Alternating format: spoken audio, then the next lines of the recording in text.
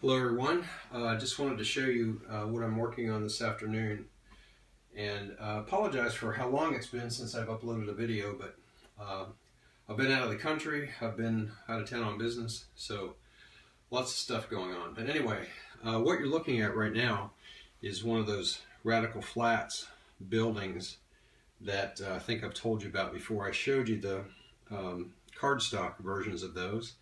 And what I've done with this one is I've just cut it out and mounted it to a piece of foam core.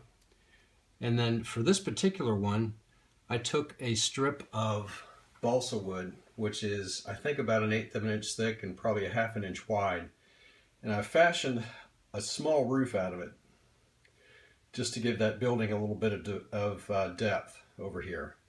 And on the edges, I've put some strips of 1/4 inch square balsa and painted them black just to kind of give it a little bit more support. But so let me tell you a bit about how I did the first one. What I did with this one is I cut it out, and the lines are straight enough on these so that you can use scissors to cut them out roughly. And on this first one, I went ahead and just cut it out, laid it on the foam core, excuse me, and then took an X-Acto knife and traced around the edges of the building. And then I lifted the building up and finished cutting the foam core. Well, that didn't work out so well. The edges were a little bit rough, which is part of the reason for the roof on there. But let me show you the second one over here. Let me swing the camera around a bit so you can see the second one, and it's sitting right there, not permanently, but just sitting there right now. So what I did on this one was I sprayed the spray adhesive. Well, all right, let me start over. I cut it out using scissors, and then I fine-tuned it a bit with an X-Acto knife, and then I sprayed the adhesive on the back of the flat and glued it down to the foam core and let it dry. And then once it was dry, I took a brand new X-Acto blade and cut around the edges of the building, and I think it actually worked out a little bit better. I still have the edges to finish. You can see the white foam core there is showing through, but what I've done is I'm just taking some black acrylic paint and painting the top of the foam core. So I'm pleased with how this is turning out. I've got 2 or 3 more to do, and I'm not sure if I'll get them all done today, but just wanted to give you guys a progress update on what I'm doing and some of the projects I have going on. I'm going to try and elevate these buildings back over here on the backdrop that you're looking at now, so it'll look like they're up on street level, you know, maybe 3 or 4 inches or so. I think that's what I'm going to do. We'll see how that turns out, and if it looks terrible, we'll put them down here. But anyway, that's all for now. All right, so here's the next one. You can see I've got a big old piece of foam core here. That top area is where I cut out the other building, and I've put spray adhesive on this and glued it down to the foam core. I'm going to let it dry, and then I'll take my X-Acto knife and cut that out. But these things are very easy to work with. I think the realism is very good, and I think it's going to make a great addition to the layout. And they're very, very inexpensive and very easy to work with. I think for all of these buildings that I got, I think I spent about $12 maybe, and I think shipping may have been free.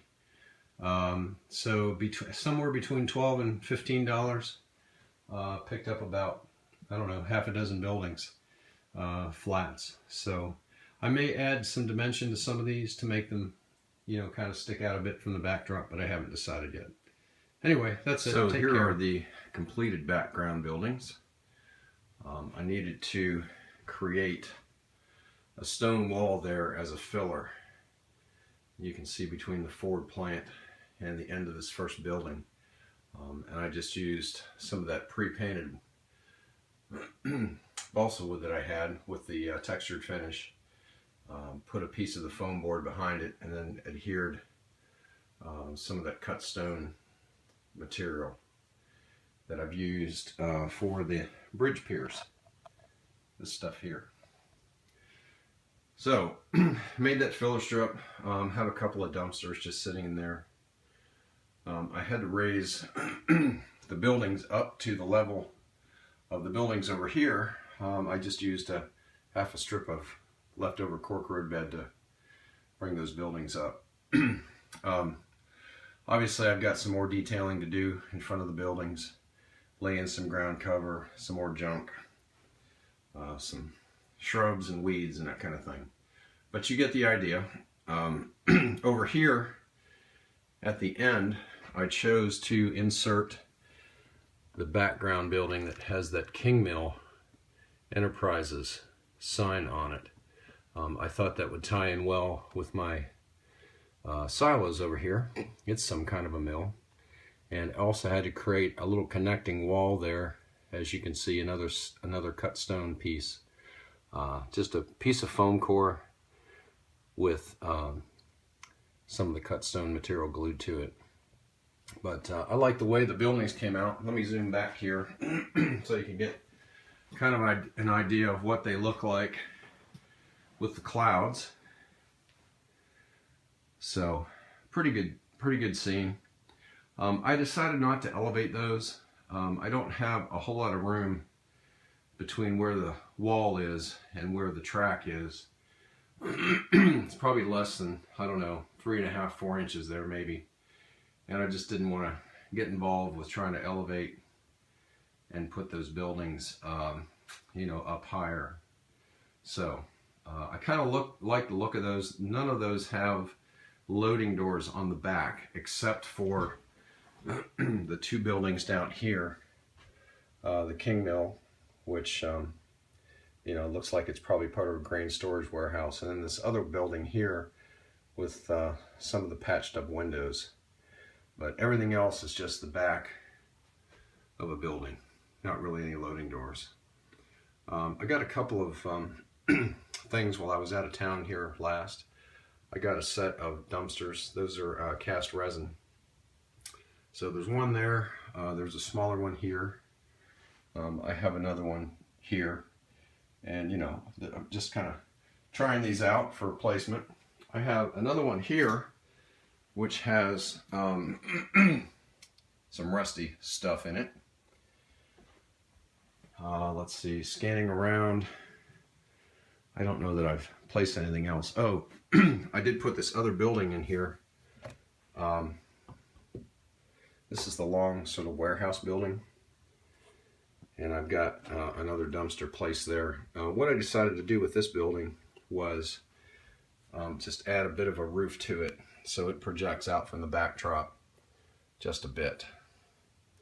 And I have a gap here between my foam core and my wall that I need to fill in and then cover with ground cover. So that building is just sitting there right now. It's not attached yet because I haven't decided exactly what the configuration of this building is going to be.